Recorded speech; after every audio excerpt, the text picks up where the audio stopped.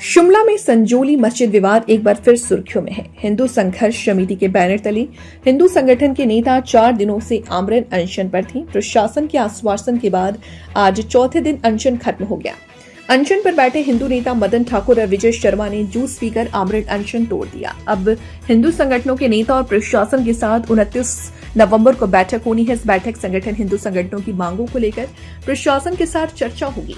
हिंदू संगठनों का कहना है कि आमरण अनशन खत्म हो गया है, लेकिन क्रमिक हड़ताल जारी रहेगी।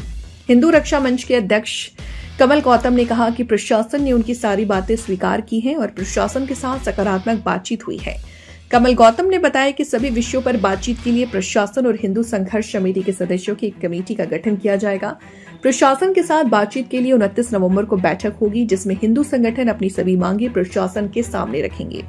हिंदू संगठन का कहना है कि उनकी मांगे पूरी होने तक संघर्ष जारी रहेगा। उन्होंने प्रशासन के आश्वासन पर संतोष व्यक्त किया और कहा कि वे प्रशासन के साथ मिलकर समाधान निकालने के लिए तैयार हैं।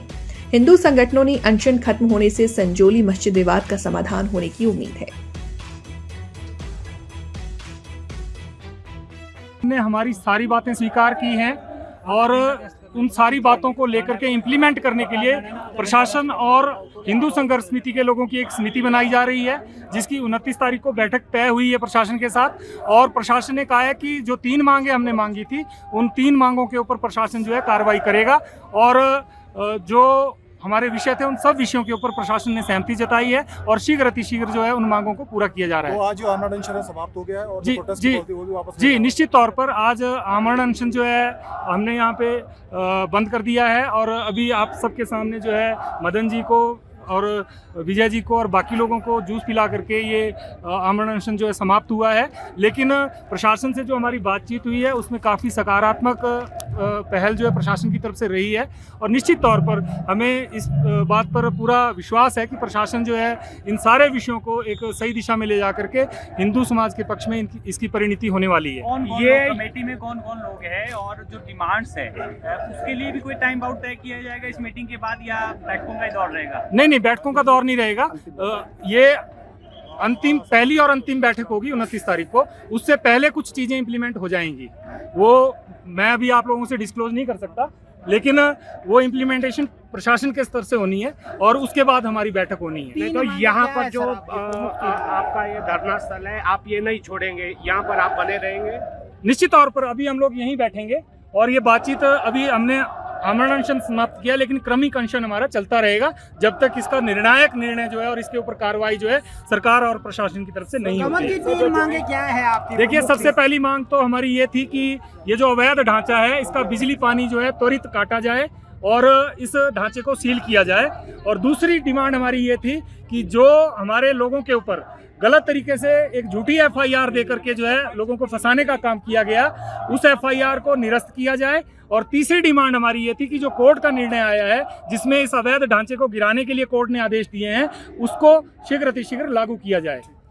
तो ये सांकेतिक रहेगा, वो इसलिए ताकि सरकार को ये ना लगे कि हम लोग जो है पीछे हट गए हैं, इसलिए ये क्रमिक अनशन में हमने इसको बदला है। लेकिन आपके सामने अभी सरकार के अधिकारी यहाँ थे, उनके सामने अनशन को तोड़ा गया है। आपके सामने ADM साहब थे, यहाँ पे पुलिस के अधिकारी थे और उनके कहने के ऊपर ही अनशन जो है यहाँ पर तोड़ा गया है। और आप अभी लाइव है, जरा आप अभी लाइव है, जरा एक बात बताएं कि क्या क्या तय हुआ है, बैठक कब होनी है, समिति जो है किस सदस्य कौन कौन होंगे? देखिए, हिंदू संघर्ष समिति के जो प्रमुख लोग इस आंदोलन में हैं वही इसके सदस्य होंगे, ठीक है। और बाकी जो है प्रशासन की तरफ से प्रशासन तय करेगा कि उसमें कौन लोग DC होंगे। सिर्फ एक बैठक होगी 29 को? जी जी।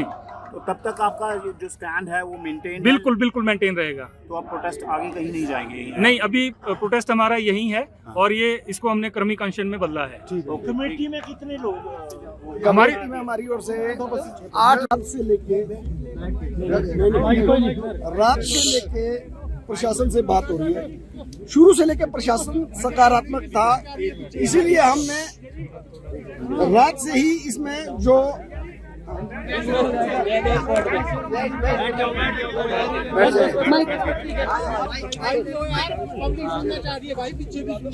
प्रशासन ने हमें सकारात्मक रवैया रात से लेकर दिखाया। 2-3 राउंड्स की बैठक रात को हुई अभी सुबह भी बैठक हुई, प्रशासन ने कहा कि हम गंभीर है आपकी मांगों के प्रति, परंतु कुछ कानूनी प्रक्रियाओं की अनुपालना करनी होगी। ठीक है, हम भी ये चाहते हैं कि अगर हम हमारी जो मांग है कि इमीडिएट मस्जिद कमेटी का वो जो मस्जिद अवैध मस्जिद है उसका बिजली पानी काट दिया जाए, पर अगर वो कहीं कानून के दायरे के बाहर आदेश हो गया तो दूसरे दिन ये लोग उस पर स्टे लेके आ जाएंगे, ये हम भी समझते हैं। परंतु जुबानी खर्च पे बात नहीं होती है। जब प्रशासन की ओर से हमने कहा कि ठीक है, हम प्रशासन की मांगे मानने के लिए तैयार है, हम अपनी ओर से एक 5-6 सदस्यीय कमेटी प्रपोज कर रहे हैं इनके लिए, नाम के लिए बैठक तय कर लेंगे। कल होगी प्रशासन के साथ बैठक, परसों होगी, ये हम तय कर लेंगे। ये अभी सूची जा रही है, अभी देखिए अभी भी प्रतीक्षा है, भविष्य के गर्भ में है। अभी मैं ये नहीं कहूंगा कि हम चक्का जाम कर ही रहे हैं या हम अभी चक्का जाम नहीं कर रहे हैं।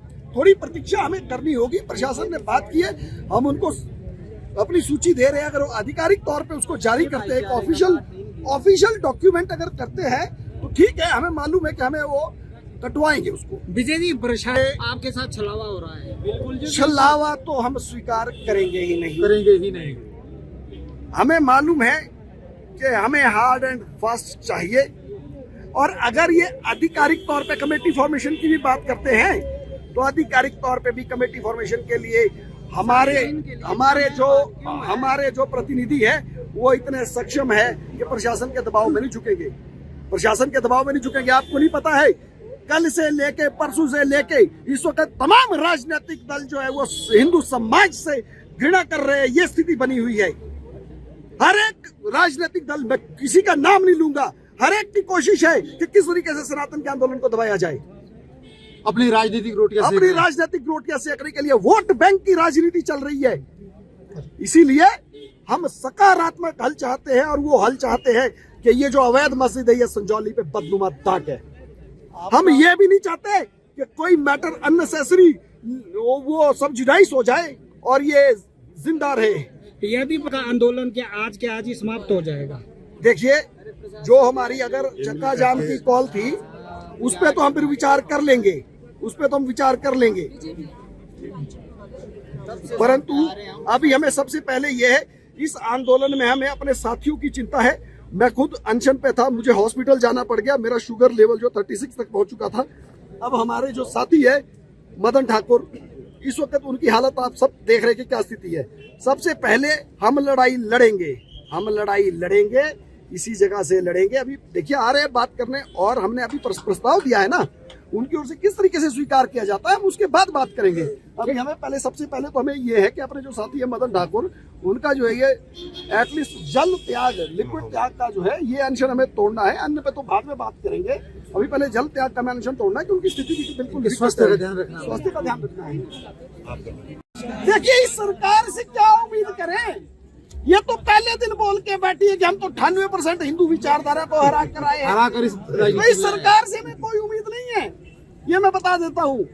ये सरकार ही है जो इस मामले को जबरदस्ती उलझाने की प्रक्रिया कर रही है, अपना प्रेम बहुत दिखा रहे हैं। और मैं आज बड़ी जिम्मेवारी के साथ स्थानीय विधायक से भी पूछना चाहता हूँ कि आपका अपना इंटरेस्ट क्या है, आप जरा शो कर दीजिए बस। तो आज जो अदा नहीं होगी, ये प्रशासन ने पहले कह दिया, पुलिस की बैरिकेडिंग वहाँ पे कर दी गई है, नमाज अदा नहीं होगी, प्रशासन ने कह दिया। बाद में बात करेंगे, पहले उनका अनशन